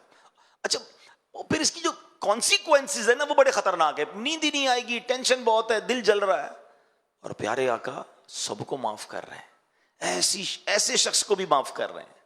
تو اب میں اور آپ اس واقعے سے پہلے تو یہ سیکھیں کہ ہم نے معاف کرنا ہے، درگزر کر. دیکھیں we are living with in human beings, ہم انسانوں کے درمیان جی رہے ہیں نا، انسان سے خطا ہو جاتی ہے. آپ اگر باس ہیں، ایچ او ڈی ہیں، تو آپ کے کسی ساتھ کام کرنے والے سے مسٹیک ہو جائے گی. آپ شوہر ہیں تو بیوی بچوں سے مسٹیک ہو جائے گی، والدین ہیں تو بچوں سے مسٹیک ہو سکتی ہے. آپ کوئی کہیں بھی ہیں، آس پاس کے لوگ مسٹیک کریں گے. اچھا میں خود بھی تو کرتا ہوں نا، آپ بھی تو کرتے ہیں. آپ دوسروں کی مسٹیک یاد کر رہے ہیں، اپنی مسٹیک کیوں بھول رہے ہیں بھائی؟ آپ کی مسٹیک پکڑنے والا کوئی اور ہے، مگر آپ دوسروں کی مسٹیک چھوڑ نہیں پا رہے. نہ کریں ایسا. اور یہاں میں بڑی ایک باریک سی بات کہہ کر آگے نکل جاؤں گا. ہم سب کی ایک دعا ہوتی ہے اور اچھی دعا ہے، اور خاص طور پہ جب شب قدر آتی ہے تو سبھی دعا کرتے ہیں، اللہم انک عفو کریم تحب العفو فاعف عنی. اس کا معنی پتہ ہے آپ کو؟ میننگ بڑا پیارا معنی ہے. اور بلکہ چلیں یہ مشورہ بھی دیتا ہوں، whenever you try to recite any of Arabic supplication، جب بھی آپ کسی عربی دعا کو پڑھیں اس کی میننگ ضرور سمجھا کریں، پھر مزہ ہی اور آئے گا. آپ مانگ کیا رہے ہیں آپ کو ہی نہیں پتا. آپ کسی جگہ پر آپ اپلیکیشن دے رہے ہیں، کوئی کہے کیا لکھا ہے، بولے مجھے نہیں پتا، تو بھی کیسی اپلیکیشن ہے بھائی؟ آپ کو ہی نہیں پتا کیا مانگنا ہے. اپلیکیشن پڑھتے ہیں، سمجھتے ہیں، نہیں سمجھ آتا ٹرانسلیٹ کرتے ہیں. اب تو چیٹ جی پی ٹی پتہ نہیں کدھر کدھر سے ٹرانسلیٹ ہو جاتا ہے. تو بھائی دعا کا بھی تو معنی سمجھو نا، کیا مانگ رہے ہو اللہ سے. آپ بلیو کریں جس دن عربی دعائیں سمجھ آنے لگ گئی آپ کو مزے کو مزہ آ جائے گا، کیونکہ اس میں جو فصاحت ہے، اس میں جو بلاغت ہے، اس میں جو رقت ہے، اللہ اکبر. یہ میرا موضوع نہیں ہے، ورنہ اس پر پھر کبھی بات کریں گے کہ عربک دعاؤں کا ایسنس کیا ہے اور اس کا لطف کیا ہے کہ اس کو سمجھ کے پڑھیں. بہرحال اس دعا پر آتے ہیں. اچھا یہ دعا بھی نبی پاک علیہ الصلوۃ والسلام نے بیان کی ہے، حدیث پاک کی دعا ہے. بی بی عائشہ صدیقہ رضی اللہ تعالی عنہا نے پیارے آقا سے پوچھا تھا نا کہ حضور شب قدر کو پالوں تو کیا پڑھوں، تو نبی پاک نے دعا بتائی تھی. سبحان اللہ. اللہ کے حبیب بتائیں کہ اللہ سے ایسے مانگو، اس سے اچھی دعا کون سی ہوگی؟ ڈائریکٹ کوشچن آنسر مل گیا نا. آپ کہتے ہیں نا پیپر آؤٹ ہو جائے، پیپر آؤٹ ہی تو کر دیا نبی پاک نے. جس سے مانگنا ہے اس سے یہ ایسے مانگ لو، رب کے حبیب بتا رہے ہیں. لیکن اس دعا کے معنی کیا؟ اللہم انک عفو، اے اللہ تو معاف کرنے والا ہے، تحب العفو، معافی کو پسند کرتا ہے، فاعف عنی، مجھے بھی معاف کر دے. Look at the beautiful way to ask. مگر اب میں آپ سے ایک سوال کرنا چاہتا ہوں. میں اللہ سے تو یہ کہہ رہا ہوں اللہ تو معافی کو پسند کرتا ہے، مجھے معاف کر دے. میں نے بندوں کو معاف کر دیا ہے؟ ایک ایسی دعا ہے کہ میں کہوں یا اللہ تو مجھے معاف کر دے، میں تیرے بندے معاف نہیں کروں گا، میں تو بدلہ لوں گا، میں تو انتظار میں بیٹھا ہوں. بلکہ کچھ لوگ تو اتنے خطرناک ہوتے ہیں کہ وہ اگلے کی خوشی کا انتظار کر رہے ہوتے ہیں کہ اس کے بچے کی جس دن شادی ہوگی نا اس دن رنگ میں بھنگ ڈالوں گا. اس دن بدلہ لوں گا، اس دن ذلت ذلیل کروں گا، جس دن اس کی پروموشن ہوگی نا، یا جس دن جناب اس کو کوئی ترقی ملے گی، میں اس دن اپنا جو ہے نا غصہ نکالوں گا. استغفر اللہ، استغفر اللہ. کتنا گندا ذہن ہے یار. کسی مسلمان کی خوشی خراب کرنی ہے آپ کو؟ سوچیں وہ لوگ، کیونکہ یہ لائیو بھی جا رہا ہے میرا بیان، خدا کے واسطے سوچیں، وہ رشتہ دار سوچیں کہ اللہ نے اس بھائی کے گھر میں خوشی دی ہے، ارمانوں سے وہ خوشی کر رہا ہے، اور آپ اس نیت سے جا رہے ہو اس خوشی میں، یا نہیں جا رہے ہو اس خوشی میں کہ میں اس کی خوشی کو خراب کروں. ایسا نہ ہو تمہاری ساری خوشیاں خراب ہو جائیں، ایسا کبھی نہیں سوچنا چاہیے. تو سنیے کیسی دعا ہے، اے اللہ میرے سارے گناہ معاف کر دے، میں تیرے بندوں کو معاف نہیں کروں گا. یہ کیسی دعا ہے مجھے بتاؤ نا. مزہ کیا ہے کہ میں پہلے سب کو معاف کروں، جس نے بھی مجھے ستایا، تکلیف پہنچائی، اور پھر اللہ سے عرض کروں اے کریم تو سب سے بڑا معاف کرنے والا ہے، میں تو بندہ ہوں نا، میں نے بندہ ہو کر تیرے سارے بندوں کو معاف کر دیا، اب اے کریم تو بھی مجھے معاف کر دے. پھر دل سے نکلے گی نا، پھر اس کا لطف بھی اور ہوگا. تو اپنے دلوں کو صاف کیجیے. دس از دا سیکنڈ ریزولوشن. ایک دوسری اچھی نیت نئے سال کی اور نئی پلاننگ کی کہ دل صاف ہونا چاہیے، دل کلین ہونا چاہیے. یہ حسد، بدگمانی، لیگ پولنگ، یہ بہت سارے اداروں میں چل رہا ہوتا ہے. یار یہ کیوں ترقی کر رہا ہے، اس کو کیوں ترقی مل رہی ہے. دیکھیے یاد رکھیں، پتہ نہیں کیوں ہمارا یہ مائنڈ سیٹ بن جاتا ہے کہ اس کی ترقی میری ترقی میں رکاوٹ ہے. ایسا نہیں ہے، ہر بندہ اپنا نصیب لے کر آتا ہے یار. ایک سمندر ہے، سمندر میں کیا مچھلی کو راستہ ڈھونڈنا پڑتا ہے کہ یہ مچھلی ہٹے گی تو مجھے راستہ ملے گا؟ اتنا بڑا سمندر ہے اللہ کی رحمت کا، اس کو بھی تیرنے دو، آپ بھی تیرے. آپ اپنے بلبوتے پر آگے بڑھے نا، اس کو پیچھے کر کے آگے کیوں بڑھنا ہے؟ ہاں وہ کہتے نہیں وہ اصل میں اس نے وہ چاپلوسی کی تھی، تو اس نے وہ شکایت کی تھی، تو اس نے فلاں کام کیا تھا اس لیے وہ آگے بڑھ گیا. او یار آپ ان چیزوں کو چھوڑ دینا، آپ کے نصیب میں جو آپ کو مل کر رہے گا. آپ اللہ کی رحمت سے نا امید کیوں ہوتے ہیں؟ اصل میں حسد کی ایک بیسک وجہ پتہ کیا ہو جاتی ہے؟ مثال کے طور پہ میں ایک ایگزامپل دیتا ہوں. ماشاءاللہ کافی سارے لوگ بیٹھے ہیں. اگر میں ہمارے یہاں ذمہ دار اسلامی بھائی کو 100,000 کے نوٹ دوں اور میں کہوں یہاں سے بانٹنا شروع کریں. اب اس وقت 100 سے زیادہ اسلامی پہ بیٹھے، مثال دے رہا ہوں، کافی سارے. یہ یہاں سے شروع کریں، 1,000 کا سب کو نوٹ دیں. اب میں نے اعلان بھی کر دیا کہ 100 نوٹ ہیں، 1,00,000 روپے ہیں، جناب سب میں 1,000 بانٹ دیں. تو ادھر بیٹھنے والا کوئی بندہ سوچ سکتا ہے کہ یار یہ جو بھائی 100 نوٹ بانٹیں گے تو یہاں کی تو باری نہیں آئی، ختم ہو جائیں گے. تو وہ ہو سکتا ہے یہاں سے کھڑا ہو اور آگے جا کے لائن توڑ کر اپنا 1,000 روپے لے لے، کیونکہ میری باری میں تو ختم ہو جائیں گے ان کے پاس. اول تو ایسا کرنا نہیں چاہیے، لیکن لاجیکلی تو سمجھ آتا ہے نا کہ ہیں 100 نوٹ، بندے 200 ہیں. اچھا ان کے پاس 100 ہیں تو باقی کو ٹینشن ہو رہی ہے. اللہ کے پاس تو محدود نہیں ہے نا، اس کے خزانے تو بھرے ہوئے ہیں نا. ہم یہ کیوں سوچتے ہیں کہ اس کو ملنے سے پہلے مجھے مل جائے ورنہ ختم ہو جائے گا؟ نہیں ختم ہوگا. اس کریم کے خزانے بھرے ہوئے ہیں، وہ جب سے دنیا بھری بانٹ رہا ہے. اللہ سے یہ کہو نا اللہ تو اس کو دے رہا ہے مجھے بھی دے دے. جو اس کو دے سکتا ہے وہ آپ کو بھی دے سکتا ہے. عزت آپ کو دی ہے، اس کو دی دے آپ کو بھی دے سکتا ہے. شہرت اس کو دی ہے آپ کو بھی دے سکتا ہے. دولت اس کو دی آپ کو بھی دے سکتا ہے. اللہ سے مانگو نا، اس کا چھیننا کیوں ہے، اس کا برباد کیوں کرنا ہے؟ یہی وہ مسٹیک ہے جو ہمیں سمجھ نہیں آ رہی، اور ملتا بھی نہیں ہے. میں آپ کو صحیح بتاؤں، مانگنے سے مل جاتا ہے، اللہ کی بارگاہ میں مانگنے سے مل جاتا ہے، بندے سے چھیننے سے ملتا نہیں ہے. ساری دنیا کوشش کر لے نا کسی کو گرانے کی، اور رب نے عزت رکھی ہے، کوئی نہیں بگاڑ سکے گا اس کا. ہاں سب مل کے گرانے کی کوشش کر لیں، اللہ نے عزت رکھی ہے، اس کو عروج ہی ملنا ہے، اس کو ترقی ملنی ہے. وَتُعِزُّ مَن تَشَاءُ وَتُذِلُّ مَن تَشَاءُ بِيَدِكَ الْخَيْرُ. اللہ کے ہاتھوں میں. یہ میں ہوتا کون ہوں کسی کی عزت گرانے والا، کسی کی دولت چھیننے والا، کسی کا رزق لے لوں؟ ہو ہی نہیں سکتا. یہ ادھر بٹھا لیں، میرے نصیب کا کوئی چھین نہیں سکتا، اور میرے نصیب میں نہیں وہ مجھے کوئی دے بھی نہیں سکتا. جو ہے وہی ملنا ہے. تو مانگو نا اللہ سے، خیر والی دعا کریں. تو یہ خوبصورت واقعہ جو حضرت وحشی کے ایمان لانے کا واقعہ لیسن ہے. جگر بڑا، دل بڑا.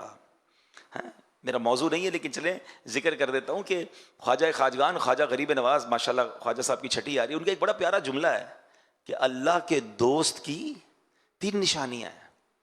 اگر اللہ کا دوست بننا ہے نا 3 کام کر لیں. اور کہتے ہیں نا بڑے آدمی کے بڑے ہی اقوال ہوتے ہیں، گولڈن ورڈز ہوتے ہیں. آپ نے ایک جملے میں گل مکا دی، بات ہی ختم کر دی. کہتے ہیں شفقت آفتاب جیسی، دل دریا جیسا، عاجزی زمین جیسی. واللہ میں کہتا ہوں میں اور کوئی بیان نہ کروں، صرف اس ایک جملے کو میں اور آپ سمجھ کر عمل شروع کر دینا، اپنا سیشن کمپلیٹ ہے. کیا فرماتے ہیں؟ شفقت آفتاب جیسی، یعنی شفقت کیا ہوتی ہے؟ پیار، محبت. آفتاب کس کو کہتے ہیں؟ سورج کو. سورج صبح نکلتا ہے تو ڈسکریمنیشن کرتا ہے کہ جناب آج جو ہے میں صرف مسلمانوں کو روشنی دوں گا، غیر مسلم کو نہیں دوں گا. آج صرف اللہ کے فرما برداروں کو دوں گا، نافرمانوں کو نہیں دوں گا. آج پیسے والوں کو روشنی ملے گی، غریبوں کو نہیں ملے گی. آج آبادیوں کو روشنی ملے گی، جنگلوں کو نہیں ملے گی. Not at all. شفقت پوری دنیا کو روشنی دیتا ہے بلا کسی ڈسکریمنیشن کے. ایسا ہی ہے. اور ہم کیا کرتے ہیں؟ ہماری مسکراہٹ بھی بڑی قیمتی ہے، جاننے والوں کو ہی دیں گے، جس کو جانتے نہیں اس کے آگے مسکراتے بھی نہیں ہیں. بلکہ ملاقات شیک ہینڈ بھی نہیں کرتے. شیک ہینڈ بھی اسی سے کرے گے جس کو جانتے. نماز پڑھنے حالانکہ مسجد میں گئے ہیں، مگر جس کو نہیں جانتے اس کو نہیں. خاص طور پہ اگر کوئی غریب کپڑوں والا ہے اس کو تو ملے گا ہی کوئی نہیں. یہ کیا ہو گیا؟ اخلاق تو سب کے ساتھ ہونے چاہیے نا. ہاں ہمارے الگ الگ چہرے ہیں کچھ لوگوں کے. اپنی آفس پہ بڑے با اخلاق، اسمائلی فیس، کسٹمر سروس پہ کام کر رہا ہوں نا، ہیں اپنے کسٹمر کے ساتھ بڑے بڑے سافٹ مینر ہوں گے. یہی بندہ جب گھر جاتا ہے تو ببر شیر بن جاتا ہے. گھر والے سارے ٹینشن میں جب بندہ یہ گھر جاتا ہے. بھائی ایمرجنسی آ جاتی ہے کچھ لوگوں کے گھر میں، جلدی کھانا ریڈی کرو، گرم کرو ورنہ خیر نہیں ہے. روٹی گرم نہیں ہوئی تو ڈانٹ پڑے گی، چائے ٹھنڈی ہو گئی تو ڈانٹ پڑے گی، استری نہیں ہوئی تو ڈانٹ پڑے گی، جوتے پالش نہیں تو خیر نہیں. بندہ کہ بندہ گھر میں آیا، انسپیکٹر آیا ہے. حالانکہ حدیث پاک کا مضمون ہے کہ تم میں بہترین وہ ہے جو اپنے گھر والوں کے ساتھ اچھا ہے، اپنے گھر والوں کے ساتھ بہترین ہے. اور پھر نبی پاک اپنے بارے میں فرما رہے، سن لو میں تم سب سے زیادہ اپنے گھر والوں کے ساتھ بہترین ہوں. مگر ہم ہیں ایسے. اچھا پھر گھر والوں بھی کیٹیگرائز کر دیا نبی پاک علیہ الصلوۃ والسلام نے. اس میں بھی ون آف دا ٹاپ کون ہے؟ کہ ایک بار پیارے آقا علیہ الصلوۃ والسلام کی بارگاہ میں ایک شخص آیا، کہتے حضور میرے سب سے زیادہ اخلاق کی حقدار کون ہے؟ فرمایا تیری ماں. کہ حضور اس کے بعد؟ فرمایا تیری ماں. کہ تھرڈ ون، تیسرا کون حضور؟ فرمایا تیری ماں. پھر کہتے حضور اب کون؟ فرمایا تیرا والد. ہائے ہائے ہائے. ایک اور خوبصورت بات بتاؤں، علماء نے اس حدیث کو بڑا خوبصورت انٹرپریٹ کیا ہے، بڑی پیاری اس کی شرح بیان کی ہے. وہ کہتے ہیں نا ہم خود ہی حدیث سمجھ لیں گے، خود ہی قرآن سمجھ لیں گے. بھائی ہمارے پاس وہ علم نہیں ہے جو علماء کرام اور مفسرین اور شارحین کے پاس ہے. مشکل کتابوں کو آج بھی پڑھنے کے لیے استاد چاہیے ہوتا ہے. اگر یہی کتابوں سے پڑھ کے علم کرنا آسان ہوتا تو چلیں آج سے MBBS کی کتابیں خود ہی پڑھ لیں، ڈاکٹر بن جائیں اور آپریشن شروع کر دیں. ہر آپریشن یوٹیوب پر بھی موجود ہے، ہر آپریشن کتاب میں بھی لکھا ہوا ہے. اٹھائیں چھری، اٹھائے کاٹے، کاٹ دے بندہ. بندہ کہ نہیں بھائی کتاب سے آپریشن نہیں ہوتا، پریکٹس سے ہوتا ہے، ٹیچر چاہیے. اس میں سب سمجھ آتی ہے کہ ہاں بھائی جب تک پریکٹس نہ ہو، ہاؤس جاب نہ ہو، بندہ علاج نہیں کر سکتا، وکالت نہیں کر سکتا، فلاں کام. علم کے بارے میں، دین کے بارے میں بندہ کہتا ہے علماء کی کیا ضرورت ہے. یہ سوشل میڈیا پہ یہ بھی تو شوشے چھوڑے جا رہے ہیں نا کہ بھائی کیا ضرورت ہے علماء کے پاس جانے کی، کتابیں ہیں نا، گوگل سے سرچ کرو، گوگل مفتی فتویٰ دے دے گا. اللہ کے بندو، مفتی گوگل ذرا سوچو تو صحیح، گوگل بنایا کس نے؟ یہ ساری ٹیکنالوجیز کیا مسلمانوں نے بنائی ہیں؟ تو کیا آپ کو نہیں لگتا کہ اس میں کچھ ایسا بھی ڈال دیا ہو جو اسلام کے خلاف ہو؟ آپ تو سرچ کریں گے اور عمل کر لیں گے. آج بھی معاذ اللہ ہم کام کر رہے ہیں دعوت اسلامی والے اس پر کہ آج بھی بدقسمتی سے اسلام لکھیں، قرآن لکھیں، دین لکھیں، سرکار علیہ الصلوۃ والسلام کا نام لکھیں، ٹاپ پر بدعقیدوں کی باتیں آ جاتی ہیں، غیر مسلموں کی باتیں آ جاتی ہیں، معاذ اللہ قادیانیوں کی باتیں آ جاتی ہیں. تو اس دعوت اسلامی اس کو کاؤنٹر کر رہی ہے، ہمارا IT ڈپارٹمنٹ پورا اس پر کام کر رہا ہے. مگر یہ سوچنے کی بات ہے نا کہ دین جو ہے وہ کیسے بغیر علماء کی اور بغیر ایکسپرٹ سے میں سمجھوں گا. اب صرف اس حدیث پر اگر میں بات کروں، ایک عام نوجوان پڑھے کہ یار پھر تو والد کی کوئی فکر ہی نہیں کرنی. ماں 3 بار نبی پاک نے فرمایا بس میں جانوں میری ماں جانے، ابا گیا فارغ، اپنی طرف سے فیصلے نہیں کرنے. اب علماء نے اس کو انٹرپریٹ کیا، سنیے گا. علماء فرماتے ہیں نبی پاک کا ہر لفظ جو ہے نا وہ اہمیت کا حامل ہے. پیارے آقا کی زبان سے نکلا ہے نا، وہاں سے کوئی فضول بات کا تو تصور ہی نہیں ہے نا. وہ دہن جس کی ہر بات وحی خدا، چشمہ علم و حکمت پہ لاکھوں سلام. 3 بار ماں کیوں کہا اور 1 بار والد کیوں کہا؟ دیر از اے لاجک بیہائنڈ دس. اور کیا خوبصورت لاجک بیان کی علماء نے. کہتے ہیں ماں 3 احسان کرتی ہے بچے پر، بڑے احسان. ویسے تو ساری زندگی ماں کے احسان ہوتے ہیں. ماں 9 مہینے پیٹ میں بچے کو پالتی ہے، ٹھیک ہے. پھر وہ ماں جو ولادت کے وقت، ڈیلیوری کے وقت جو اسے تکلیف ہوتی ہے وہ انبیئریبل ہوتی ہے. اور اس میں کئی مائیں موت کی آگوش میں چلی جاتی ہیں، موت کو ٹچ کر کے واپس آتی ہے ماں بچے کے لیے. اور تیسرا پھر ماں اس کی پرورش کرتی ہے، ٹھیک ہے. فرمایا یہ تو ہو گئی ماں کے 3 احسان. ان تینوں کیٹیگریز میں والد ایک احسان کرتا ہے کہ بچے کی پرورش کرتا ہے. والد تو پیٹ میں بچے کو نہیں پالتا نا، ولادت کی تکلیف والد کو نہیں ہوتی ہے. تو اس لیے 3 بار ماں فرمایا اور ایک بار والد. ہر لفظ کے پیچھے حکمت ہے. اور پھر علماء نے اس کو سمرائز کیا کہ اب کرنا کیا ہے ماں باپ کے ساتھ. فرمایا خدمت ماں کی زیادہ کرنی ہے, عزت والد کی زیادہ کرنی ہے, کیونکہ وہ والدہ کا بھی شوہر ہے نا, تو اب اس کی عزت ماں سے زیادہ عزت والد کی کرنی ہے, مگر خدمت جو ہے دونوں میں ملا کر وہ والدہ کی زیادہ کریں. مگر نا come again to the point کہ الگ الگ چہرے ہیں نا. شفقت سب کے لیے آفتاب جیسی نہیں ہے. دوست کے لیے آدھی رات کو حاضر. کوئی دوست ہمیں رات کو فون کرے, یار ذرا موٹر سائیکل خراب ہو گئی, کہیں گاڑی خراب ہو گئی, رات کو 3 بجے پہنچ جاتے ہیں دوست کے پاس. میں نہیں کہتا دوستوں کے ساتھ اچھا برتاؤ نہیں ہونا چاہیے, مگر کبھی رات کو دیر سے امی ابو کوئی کام کہہ دیں, دوائی لانی ہو, کوئی خدمت کرنی, امی ابھی ٹائم نہیں ہے, تھکا ہوا ہوں, سونا ہے, صبح آفس جانا ہے, تو بتاؤ نا یہ کیا کیٹیگری ہے. پریورٹی کس کو دینی تھی؟ ماں باپ کو, فیملی کو, پھر بار والوں کی باری آنی تھی. تو خیر خواجہ صاحب کا جملہ آج میں چاہوں گا اب یاد کر کے جائیں, شفقت آفتاب جیسی. دوبارہ ریپیٹ کر لیں, شفقت آفتاب, دل دریا جیسا ہے. اب دل دریا جیسا سے کیا مراد ہے کہ آپ نے دیکھا ہوگا جو دریا ہے, کبھی کسی دریا پر کوئی بورڈ دیکھا ہے کہ جناب اس دریا میں صرف منرل واٹر آ سکتا ہے, آبشار کا پانی آئے گا, بارش کا پانی آئے گا, نو گندا پانی ایٹ آل نہیں. دریا میں بارش بھی آ رہی ہوتی ہے, آبشار بھی آ رہا ہوتا ہے, ندی نالے بھی آ رہے ہوتے ہیں, جانور بھی نہا رہے ہوتے ہیں.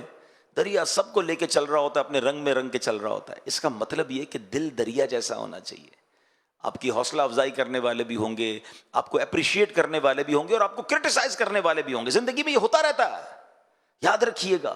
اگر آپ, میں بڑی ویژنری بات کرنے جا رہا ہوں, یہ آپ کو آفس میں بھی کام آئے گی, فیملی میں بھی کام آئے گی, محلے میں بھی کام آئے گی, اور دین کے کاموں میں بھی کام آئے گی, کہ اگر بڑا کام کرنا ہے نا تو جگر بڑا کر لو, دل بڑا کر لو. جو خواجہ صاحب نے فرمایا دل دریا جیسا کر لو, تو آپ کامیابی پاؤ گے.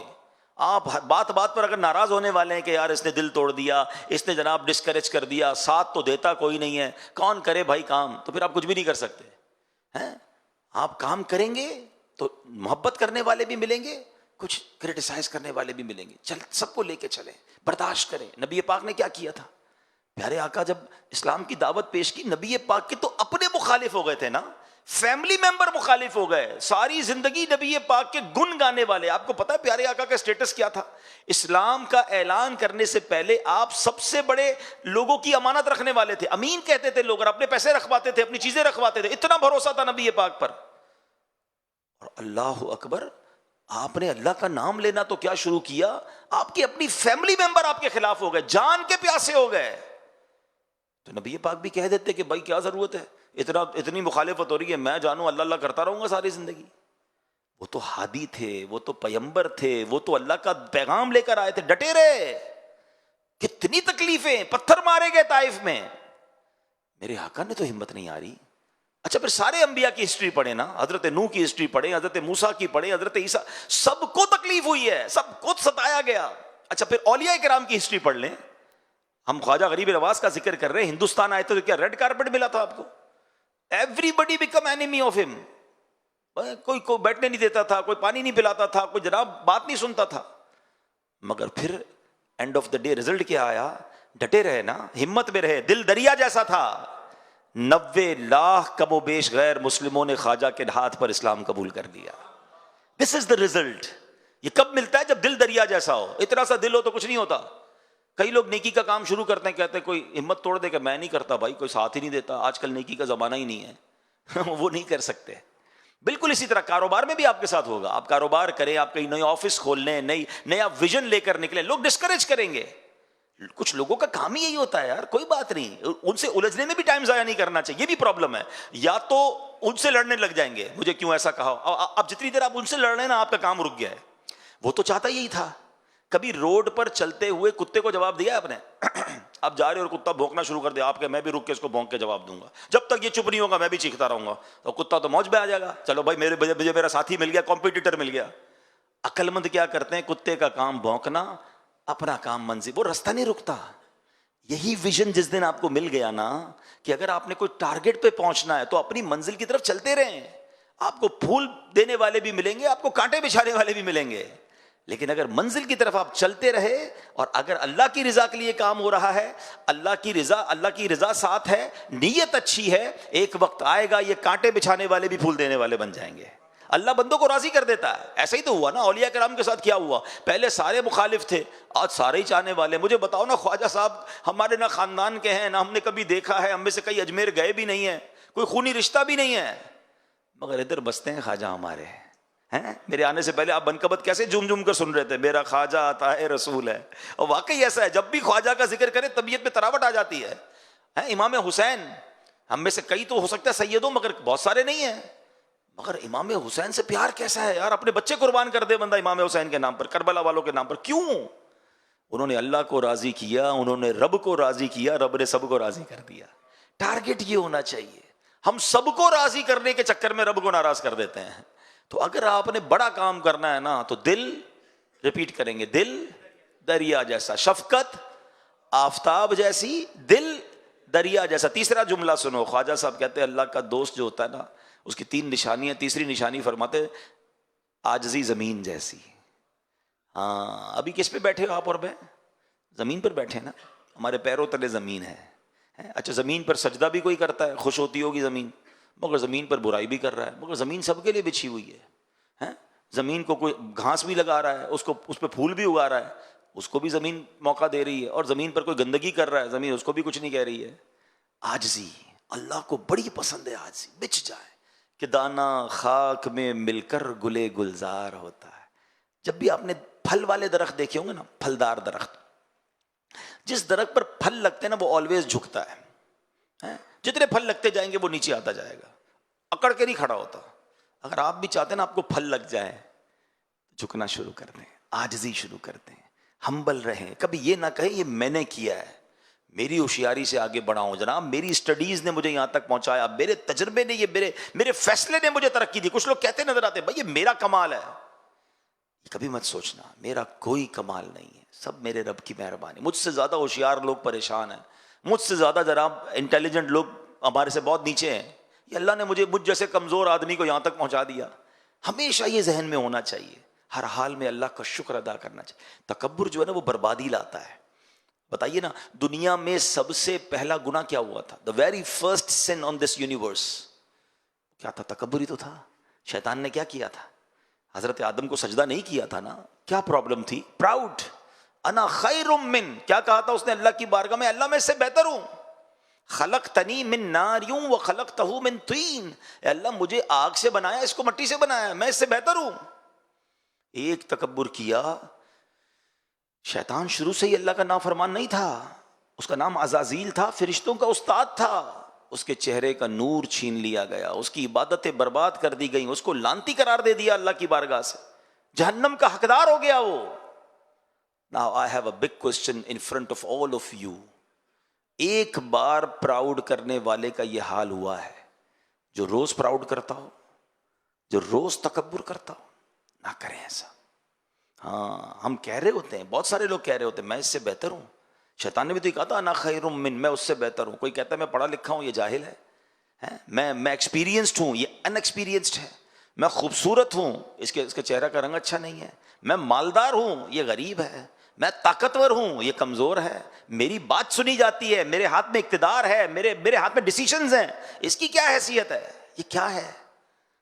پھر بتاؤ نا تکبر کی تعریف کیا ہے؟ What is the meaning of proud? تکبر کی تعریف ہی یہی ہے کہ بندہ اپنے آپ کو دوسرے سے بہتر سمجھے، اس کو حقیر جانے. یہ تو صبح شام ہو رہا ہے، ہر بندہ، ہر دوسرا آدمی تکبر کر رہا ہے اور اس کو احساس ہی نہیں کہ وہ کتنا بڑا گناہ کر رہا ہے. یہ کبیرہ گناہوں میں سے، بڑے بڑے گناہوں میں سے یہ گناہ اتنا سخت ناپسند ہے اللہ کریم کو. وہ حدیث پاک آپ سب کو تقریباً یاد ہوگی، بچپن سے سن رہے ہیں. جس کے دل میں رائی کے دانے کے برابر تکبر ہوگا وہ جنت میں نہیں جائے گا. What is the meaning of رائی کا دانا؟ اتنا ہوتا ہے سیڈ. دل میں اتنا تکبر ہوگا وہ جنت میں نہیں جائے گا. جس کا پورا دل ہی تکبر سے بھرا ہوا ہے اس کا کیا ہوگا؟ نہیں. ہمیں تکبر کو تو قریب بھی نہیں آنے دینا. عاجزی، انکساری، سب کے ساتھ محبت، پیار. پھر ریپیٹ کر لیتے ہیں خواجہ صاحب کے 3 فرمان. شفقت آفتاب جیسی، دل دریا جیسا، اور زمین عاجزی زمین. یہ یاد کر لو، آج آپ سمجھ لو یہ آج آپ کا ٹریننگ سیشن ہے اور اس کو ریپیٹ کرتے رہیے گا. جیسے جیسے ریپیٹ کریں گے اور اس پر عمل کرتے جائیں گے نا، you will feel change in your life. اب میں واپس آتا ہوں. اللہ کی رحمت کی بات ہو رہی تھی، حضرت وحشی کا ہم نے واقعہ سنا. خدا کی قسم اللہ کی رحمت ایسی ہے کہ بندہ سنے اور سنتا چلا جائے، اور بعض اوقات تو عقل حیران ہو جاتی ہے کہ اللہ کریم کس قدر مہربان ہے. اب اس میں اللہ بزرگ جو ہو جاتے ہیں نا، جو لوگ عمر زیادہ ہو جاتی ہے، بال سفید ہو جاتے ہیں، ان سے کتنا پیار فرماتا ہے. ایک بار حضرت عمر فاروق رضی اللہ عنہ سے مروی ہے، آپ حسن اخلاق کے پیکر نبیوں کے سرور صلی اللہ علیہ وسلم کی خدمت اقدس میں حاضر ہوئے تو آپ علیہ الصلوۃ والسلام کو روتا ہوا دیکھ کر حضرت عمر فاروق نے دیکھا کہ نبی پاک آنسو بہا رہے ہیں. تو عرض کی حضور آپ کیوں رو رہے ہیں، آپ کیوں آنسو بہا رہے ہیں؟ تو آپ علیہ الصلوۃ والسلام نے جواب دیا، میرے پاس جبرائیل آئے اور فرمایا کہ انہوں نے کہا مجھے کہ اللہ عز و جل کو حیا آتی ہے کہ وہ کسی ایسے شخص کو عذاب دے جو اسلام میں بوڑھا ہوا ہو. پھر اسلام میں بوڑھے ہونے والے کو حیا کیوں نہیں آتی کہ وہ اللہ عز و جل کی نافرمانی کرتا ہے. اللہ اکبر. اللہ فرماتے مجھے حیا آتی ہے میں ایسے بندے کو عذاب دوں کہ جو اسلام میں بوڑھا ہوا ہے. اب جو بوڑھا ہو کر بھی اللہ کی نافرمانی کر رہا ہے، پھر سوچئے نبی پاک فرماتے اس کو حیا کیوں نہیں آتی. تو کاش یہ بات بھی سمجھ آئے کہ رب ہم سے کتنا پیار فرماتا ہے، کتنی مہربانیاں ہم پر، اس کی رحمت ہمیں بخشنا ہی چاہتی ہے. یقین کریں، دیکھیں نا جو میں نے آپ کو آیت بیان کی کہ اللہ کی رحمت سے مایوس نہیں ہونا، اللہ بخشنے والا مہربان ہے. مگر ہم ہیں جو اللہ سے دور ہو جاتے ہیں، ہم ہیں جو توبہ نہیں کرتے. اللہ کی رحمت تو پکار رہی ہے کہ اے میرے بندے آ جاؤ. ایک بار نبی پاک علیہ الصلوۃ والسلام نے بڑا کمال کا ارشاد فرمایا. یہ جو ہماری دنیا میں رحم دلی ہے، محبتیں ہیں، پیار ہے، جانور کی ماں بھی اپنے بچے سے پیار کرتی ہے، انسان کی ماں باپ بھی اپنے بچے سے پیار کرتے ہیں. سب پتہ ہے کیا ہے؟ سنیے گا. اللہ کے حبیب علیہ الصلوۃ والسلام فرماتے ہیں اللہ عز و جل نے زمین و آسمان کی تخلیق کے دن 100 رحمتیں پیدا فرمائیں. اللہ نے اپنی 100 رحمتیں پیدا فرمائیں. ہر رحمت زمین و آسمان کے درمیان تہ در تہ کر کے رکھ دی گئی ہے. ان میں سے ایک رحمت زمین پر نازل ہوئی، اسی سے والدہ اپنی اولاد پر، وحشی درندے اور پرندے ایک دوسرے پر مہربان ہوتے ہیں. یہاں تک کہ گھوڑا اپنا پاؤں اپنے بچے سے دور کر لیتا ہے کہ کہیں سے چوٹ نہ لگ جائے. جتنی جانوروں میں مہربانیاں ہیں نا، رحم دلی ہے، ماں باپ میں رحم دلی ہے، دنیا میں جتنی رحم دلی ہے. آقا فرماتے ہیں اللہ کی ایک رحمت جو اس نے دنیا میں اتاری ہے نا، یہ سب اس کا مظہر ہے، یہ اس کی وجہ سے آپ دیکھ رہے ہیں. نبی پاک فرماتے ہیں جب قیامت کا دن ہوگا اللہ کریم اس رحمت کو دوسری 99 رحمتوں کے ساتھ ملا کر مکمل 100 فرما دے گا اور بروز قیامت اپنے بندوں پر رحم فرمائے گا. ایک رحمت کا یہ عالم ہے، تو جب 100 رحمتیں قیامت کے دن رب کی ہوں گی تو سوچئے پھر بندوں پر مہربانی کا عالم کیا ہوگا. بڑا کریم، بڑا مہربان. ایک بار نبی پاک علیہ الصلوۃ والسلام نے آپ کے پاس کچھ قیدی لائے گئے، صحابہ کرام بھی ساتھ تھے. تو ایک عورت کو اس کا بچہ تھوڑا بچھڑ گیا تھا، اسے دور دوڑتے ہوئے اپنے بچے کو اس نے چمٹایا اور خوب چوما، پھر اسے دودھ پلانے لگی. ماں ہوتی ہے نا. تو نبی پاک علیہ الصلوۃ والسلام نے صحابہ سے فرمایا کہ بتاؤ یہ عورت اپنے بچے کو جہنم میں ڈال دے گی؟ تو صحابہ کہتے ہیں یا رسول اللہ ہرگز نہیں، اللہ کی قسم کبھی نہیں. اتنا پیار کرنے والی ماں کیسے بچے کو جہنم میں ڈالے گی؟ تو سرکار دو عالم علیہ الصلوۃ والسلام نے فرمایا اللہ عز و جل اپنے بندوں پر اس سے کہیں زیادہ رحم و کرم کرتا ہے جتنی یہ عورت اپنے بچے پر مہربان ہے. ایسا مہربان ہے میرا مولا. تو پھر اللہ سے محبت نہ کی جائے، اللہ کا قرب حاصل نہ کیا جائے، اسے راضی نہ کیا جائے. کیسے ہیں ہم کہ اللہ ہی کو ناراض کر دیتے ہیں. اللہ کہ وہ ہم پر اتنا مہربان. میری ماں کے دل میں محبت ڈالنے والا میرا رب ہے. میرے والد کے دل میں شفقت ڈالنے والا کون ہے؟ میرا رب ہے، اس نے ڈالا ہے. میں آپ کو مزے کی بات بتاؤں، آپ میں سے جو والدین بن گئے نا وہ میری بات جلدی سمجھ جائیں گے. جو بچہ پیدا ہوتا ہے نا، جب میں بھی پیدا ہوا ہوں گا، آپ بھی پیدا ہوئے ہوں گے، وہ بڑا فرجائل ہوتا ہے، بالکل کمزور لاغر ہے. اس کی الگ الگ خوراکیں ہیں، اس کو جناب بہت جلدی بیماری لگ جاتی ہے، اس پر بہت اس کی ٹیک کیئر کرنی پڑتی ہے. جیسے جیسے بڑا ہوتا جاتا ہے پھر زندگی کے اور معاملات چینج ہوتے چلے جاتے ہیں. بچے کے پیدا ہوتے ہی بچے کو 2 بڑے کمال کے خادم چاہیے. ہاں، ایک 24 گھنٹے کا خادم چاہیے جو اس کی گندگی بھی صاف کرے، اس کی مالش بھی کرے، اس کو ہلکی پھلکی خوراک بھی پہنچائے اور اس کے ہر رونے پر جاگ جائے، ہر تکلیف پر بے قرار ہو جائے. ایک خادم تو ایسا چاہیے اس کو.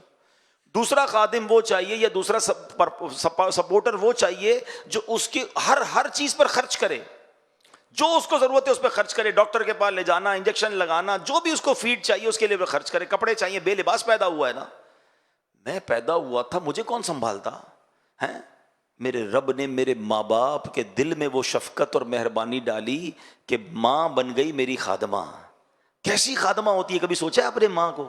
مالش کر رہی ہے, کبھی تیل لگا رہی ہے. اچھا کمال یہ ہر کام پیار سے کر رہی ہے. پیسے دے کر کسی سے بھی کام کروا لیں, وہ دل سے نہیں کر رہا تو اس کو اچھا بھی نہیں لگ رہا, تو میں کسی کی گندگی کیوں صاف کروں؟ 2 لاکھ روپے کا بھی خادم رکھ لیں مگر گندگی صاف کرتے اس کو برا لگے گا. مگر ماں گندگی دیکھ کر بھی بچے کو چوم رہی ہے اور پھر بھی صاف کر رہی ہے, مسکرا کر بچے سے باتیں کر رہی ہے. اس کے رونے پر ماں کو پتہ چل جاتا ہے پیٹ میں درد ہے یا بھوک لگی ہے, اپنا دودھ پلاتی ہے. یہ اللہ نے کیسا ہمارے ساتھ مہربانی کی. اگر ماں چھوڑ دیتی, ماں باپ چھوڑ دیتے ہم کو پیدا کر کے, ہم تو سسک کے مر جاتے. سردیاں ہیں تو ماں گرمی پہنچا رہی ہے, گرمی ہے تو ماں ٹھنڈک پہنچا رہی ہے, خود گرم سردی برداشت کر رہی ہے, ہمیں گرمی دے. کمال کی خاتمہ ملی بھائی, دن رات خدمت کی. جب تک میں بولنے نہ سیکھا, جب تک چلنے نہ سیکھا, بلکہ ماں تو زندگی بھر خدمت کرتی رہی. پھر اللہ نے والد کے دل میں کیا کمال کا جذبہ ڈالا کہ آدھی رات کو پیسے چاہیے مجھے ڈاکٹر کے پاس لے جانے کے لیے, مجھے انجیکشن لگانے کے لیے, مجھے پرابلم ہو جائے, والد اپنی جیب کاٹتا ہے, بچے کا علاج کراتا ہے. بچے کو دودھ چاہیے, بچے کو فیڈر چاہیے, بچے کو علاج چاہیے, بچے کو آگے جا کے بسکٹ چاہیے, واٹ ایور ہی نیڈ. شاید والد نے اپنی کئی خواہشات کو ماری ہوں گی مگر بچے پر کبھی احسان نہیں جتایا. ہے کوئی آپ میں سے ایسا جس میں سے ہمارے ابو نے ہمیں کہا کہ بیٹا تجھے پتا ہے بچپن میں کتنا کھلایا تھا, تیرے کپڑوں کا انتظام میں نے کیا؟ وہ احسان بھی نہیں جتاتا, خوشی خوشی کر رہا ہوتا ہے اور پھر دعا بھی کرتا ہے اللہ میرے بچوں کی خیر فرما. اللہ اکبر, یہ کیا ہے؟ کبھی سوچا اپنے خرچ بھی کر کے دعائیں ہمارے لیے کر رہا ہے, دن رات فکر ہے. دنیا میں باپ وہ رشتہ ہے, یاد رکھیے گا. ہاں, دنیا میں بہت کم ایسے لوگ ہوتے ہیں جو یہ سمجھیں کہ یہ بندہ مجھ سے آگے نکل جائے, مگر باپ وہ ہوتا ہے جو ہمیشہ یہ چاہتا ہے کہ میرا بیٹا مجھ سے آگے ترقی کرے, میرا بیٹا مجھ سے زیادہ عزت والا ہو. بلکہ کہتے ہیں نا کسی کو کاندھے پہ بٹھاؤ تو کیا تمنا ہوتی ہے, جدھر تک میں دیکھ رہا ہوں یہ کاندھے پر بیٹھنے والا مجھ سے بھی آگے دیکھے. یہ والد ہوتا ہے. مگر بدقسمتی ہے کہ جب یہ بوڑھا ہو جاتا ہے تو بچے اس کی قدر چھوڑ دیتے ہیں, اس کی بے عزتی کرتے ہیں, اسے تکلیف پہنچاتے ہیں. خدا کی قسم کبھی یہ مت کرنا. یہ میرے رب کی مہربانی ہے جو میں ایسی ہستیاں اس نے دی ہیں. آج دنیا میں کون کس کو پوچھتا ہے یار, کون کس کے لیے خرچ کرتا ہے؟ مگر کمال ہے یار, میں پیدا ہوا تو بے لباس تھا, میں پیدا ہوا تو کمزور تھا, میں پیدا ہوا تو کچھ نہیں کر سکتا تھا, مگر قدم قدم پر مجھ پر مہربانی کرنے کے لیے اللہ نے میری ماں اور میرے والد کے دل میں ایسی شفقت محبت ڈالی کہ ان کے لیے دنیا کا سب سے مین آدمی ہی میں تھا, حالانکہ میں کچھ نہیں تھا. اب یہاں لوگ ایسی باتیں بھی کرتے ہیں بھائی بچے پر بعض اوقات ماں باپ اس لیے مہربانی کرتے ہیں کہ بچہ بڑا ہو کے کما کے دے گا. بھول ہے تمہاری. ارے معذور بچہ پیدا ہو جائے, ماں باپ اس کی بھی خدمت کرتے ہیں. بچے کے اندر کچھ بھی نہ ہو پھر بھی ماں باپ اس کو زندگی بھر سینے سے لگاتے ہیں. یہ بے لوث پیار ہے. مگر میں یہاں اللہ کی محبت بتا رہا ہوں کہ اللہ کی مہربانی اور رحمت دیکھیں جس نے ایسے ماں باپ عطا کیے تو رب کی رحمت کا عالم کیا ہوگا. تو آج چونکہ میں نے بات کی تھی کہ ہم نیو ایئر ریزولوشن پر اور کچھ نئے ارادوں پر بات کریں گے, because we are in the start of Rajab and we are in the start of new year. اب زندگی میں ایک بدلاؤ لائیے, ایک چینج لائیے, اور وہ چینج یہ ہونا چاہیے کہ ایک ہے زندگی میں عبادت کرنے کا جو ڈایا میٹر ہے نا, یا جو انداز ہے وہ یہ ہے کہ یار نماز نہیں پڑھوں گا تو عذاب ہوگا, روزے نہیں رکھوں گا تو مار پڑے گی, جھوٹ بولوں گا تو جناب جہنم میں ڈال دیا جاؤں گا, اس لیے گناہ نہ کرنا یا اس لیے عبادت کرنا کہ سزا ملے گی. یہ ایک الگ طریقہ ہے. میں نہیں کہتا کہ یہ نہیں سوچنا چاہیے, بالکل سوچیں, لیکن اس سے اعلیٰ طریقہ پتہ ہے کیا ہے کہ بندہ اس لیے عبادت کرے کہ میں رب کو ناراض نہیں کرنا چاہتا, میں اللہ سے پیار کرتا ہوں. جس سے پیار ہو نا اس سے ناراض نہیں کرتے, جس سے پیار ہو اس کی ہر بات مانتے ہیں. آپ کو اپنے بچے سے پیار ہے, آپ بچے کی کتنی باتیں مانتے ہیں, بچے کو ناراض نہیں کرنا چاہتے. جس کو اپنی فیملی سے پیار ہے وہ فیملی کے لیے بہت بڑی بڑی قربانیاں دے رہے ہوتے ہیں. تو جس رب نے مجھے بنایا, جس کے مجھ پر اتنے احسان, جس سے بخشش لینی میں نے, جو مہربان مولا, وہ ناراض نہ ہو جائے, یہ خیال نہیں ہونا چاہیے.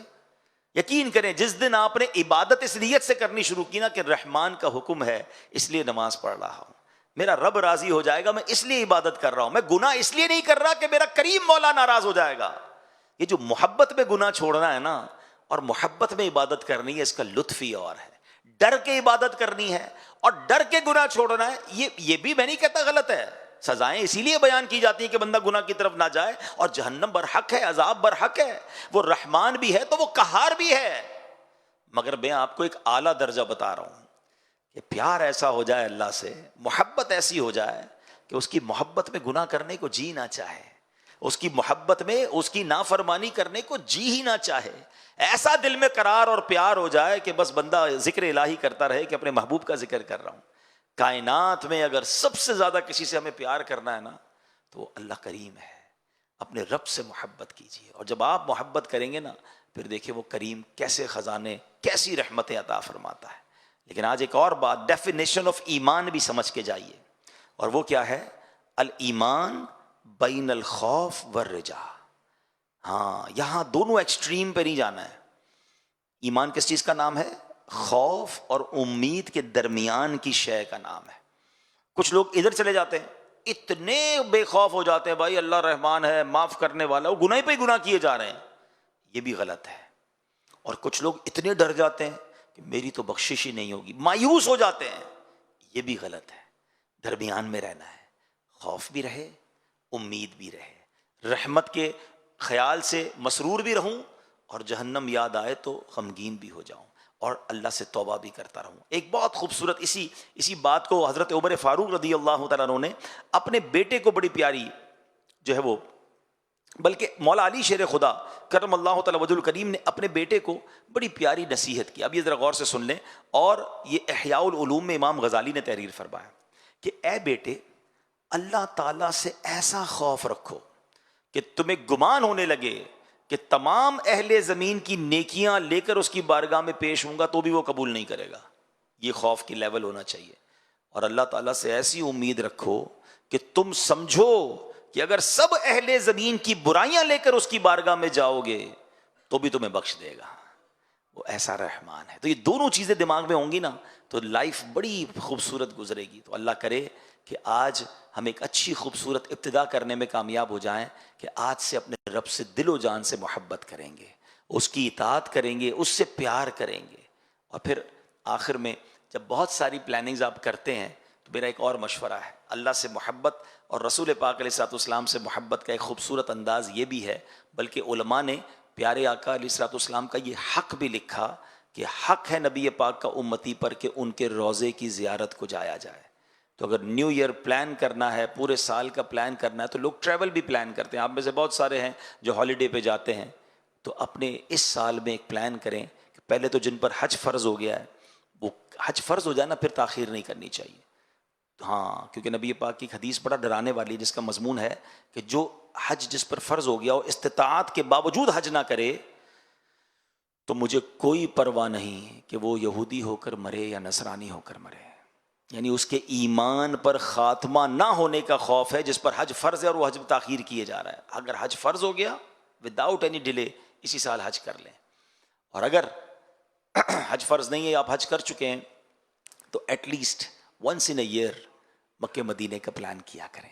ہاں اچھا، ہمارا کام تو پلان کرنا ہے نا، ہو سکتا ہے یہاں کچھ تو ایسے ہوں گے جو افورڈ کر سکتے ہیں اور کچھ ایسے ہیں جو افورڈ نہیں کر سکتے، لیکن میرا اور آپ کا کام نہیں، افورڈ کرنے والے بھی نہیں جا سکتے، بلاوا نہ آئے تو پیسے والے بھی نہیں جا سکتے۔ میں نے کئی دیکھے اربوں پتی ہیں، نہیں دیکھا تو مدینہ نہیں دیکھا، ساری دنیا دیکھی، اور کئی ایسے ہیں جو رہنے کو گھر نہیں ہے اور کئی بار مدینہ دیکھ لیا ہے۔